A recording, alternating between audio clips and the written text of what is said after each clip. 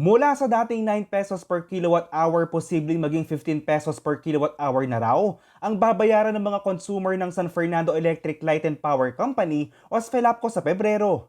Ito ay dahil mas mataas ng halos 6 na piso ang generation charge ng kanilang bagong power supplier na isang coal company.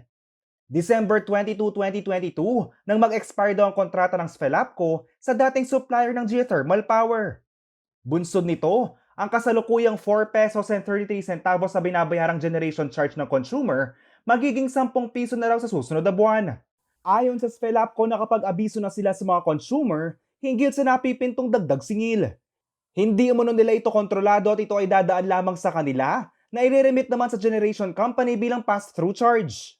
Kaugnay nito, nagsagawa naman ng isang multi-sectoral consultative meeting ng City Government ng San Fernando sa Heroes Hall, Biyernes, January 20. Hindi naman biro-biro, napaka-drastic kasi ng pagtataas ng kuryente. And definitely, next month talagang marami ng sisigaw, marami ng magmumura. So kailangan, hindi na muna natin aantayin mangyari yon. Kailangan gumawa na tayo ng aksyon.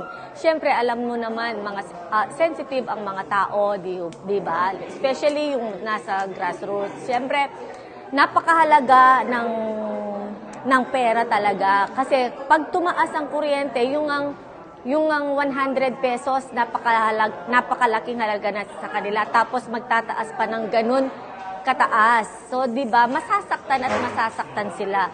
Ayon kay San Fernando Mayor Vilma Caluwag, nagpadala na sila ng sulat sa pamunuan ng SFELAPCO upang hingi ng kanilang detalyadong paliwanag kaugnay na naging proseso sa nagbabadyang dagdag singil. Kabilang daw sa mga nais malaman ng pamahalang panglungsod ay kung anong partikular na kontrata ang nag-expire at ang anong kumpanya ang bagong pagkukunan ng supply ng kuryente. Hiningi rin daw ng city government ang kopya ng power supply agreement sa pagitan ng Energy Regulation Commission at ng SFELAPCO, maging ang breakdown ng generation cost kasama ang cost per supply source. Ramdaman natin naman kung ano yung magiging reaction ng nakakarami. So, syempre, bilang mayor, hindi ako pwedeng manahimik.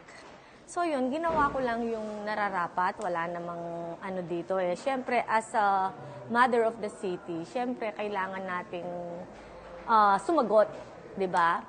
So, yun, at hindi naman tayo nahuli, hindi tayo nagpabaya. At nakikita ko, siguro nakita nyo rin, talagang nagpa-participate sila at willing silang tumulong at nakikiisa sila. Naging resource speaker naman sa consultative meeting si Pete Ilagan, ang presidente ng National Association of Electricity Consumers for Reforms Incorporated o NASECOR. Kailangan maipakita nila yung kanilang pagpasok sa isang tinatawag na power supply agreement. Kailangan ito ay nagdaan sa isang proseso na tinatawag na competitive selection process upang maraming mga interested na suppliers ang makasali at masiguro na ang presyo nito ay yung tinatawag na least cost supply na isang mandato ng batas.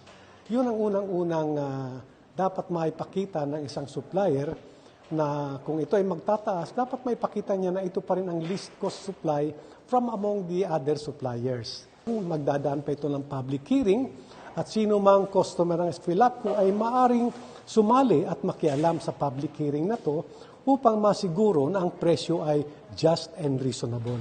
Nakatakda naman umunong bumisita ng personal si Caluwag sa Energy Regulatory Commission upang matutukan ng usapin. Tiwala rin umano siyang makikipagtulungan ng SFELAPCO ukol sa nasabing issue para sa kapakanan ng mga Fernandino. Samantala, tumanggi muna magbigay ng pahayag ang SFELAPCO higit sa isinagawang consultative meeting dahil hindi sila naimbitahan dito. Ako si JM De Jesus, taga rito, kasama nyo. Para sa CLTV 36 News, atin to.